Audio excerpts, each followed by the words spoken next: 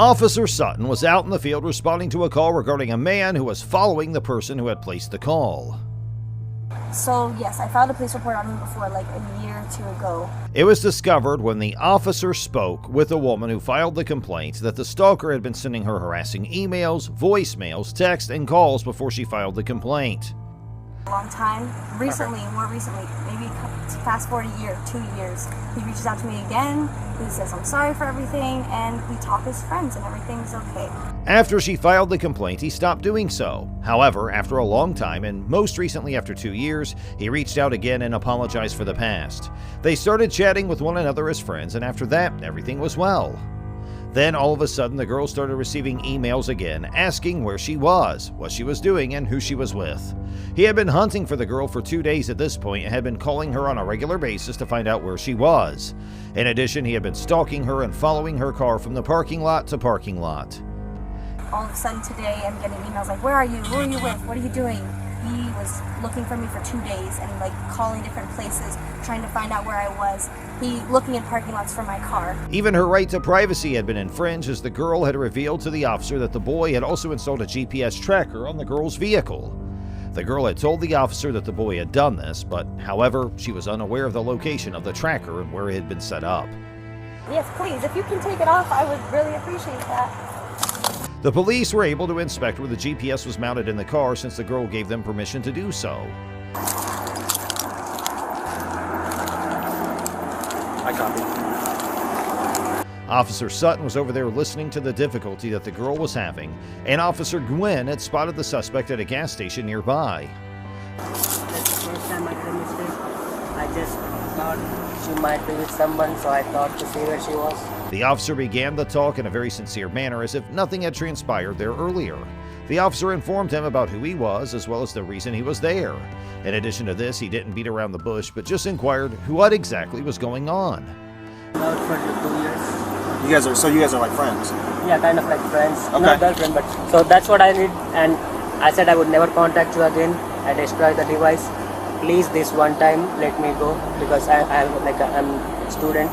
First, the person who stalked the victim tried to make it very clear that the only reason he had done so was because of a matter of care and that he had no prior criminal history.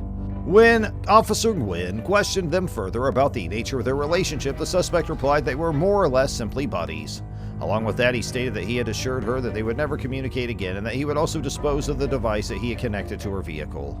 The car, is it on the driver's side, passenger side? Like on that side wheel. The officer also asked him about the tracking device and where he had put it. He told the exact position of the device where he attached it. In the middle? Okay. I will destroy it and I will go and I won't do anything again. You have your ID with you? Yes. Can I get that from you? Officer Gwynn then asked him for his ID. He gave it to the officer and said sorry for all the things and made it clear that it was just a relationship matter and not more than that.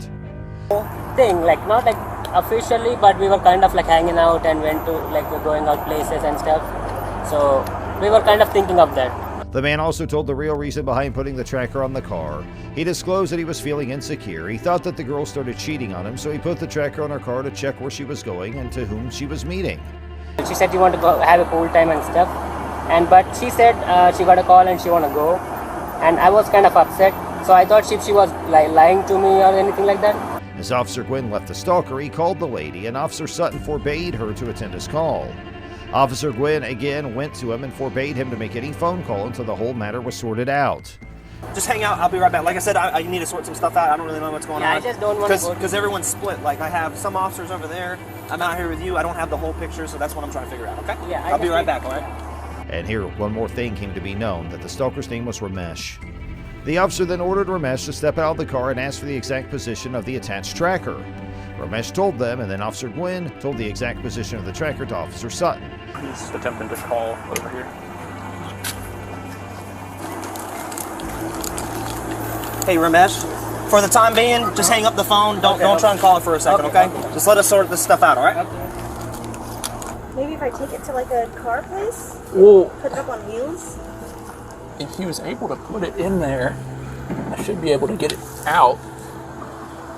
Maybe, but I don't see it.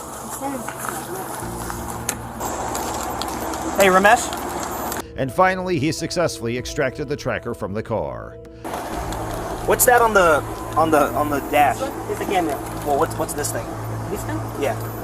Oh, that's your. Okay, Yeah. I got you. All right. Okay. So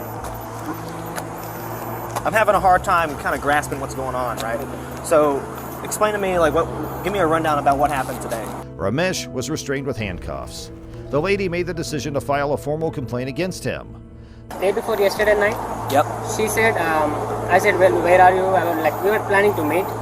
So I said, where are you? She said, I have a problem with like my roommates and I went to the hotel. Okay. See, but have like tracking device. Which hotel did she go to? Hampton? In here in Johns Creek, No. or like closer Peachtree Corners. Peachtree Corners? So, Okay. like since I have the last week tracking device, I never came back here to.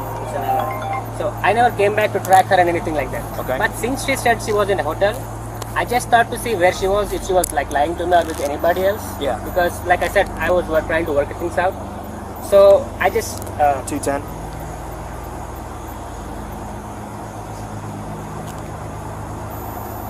You said the driver's rear wheel well is where he placed the tracker? The authorities requested that the woman document all that took place.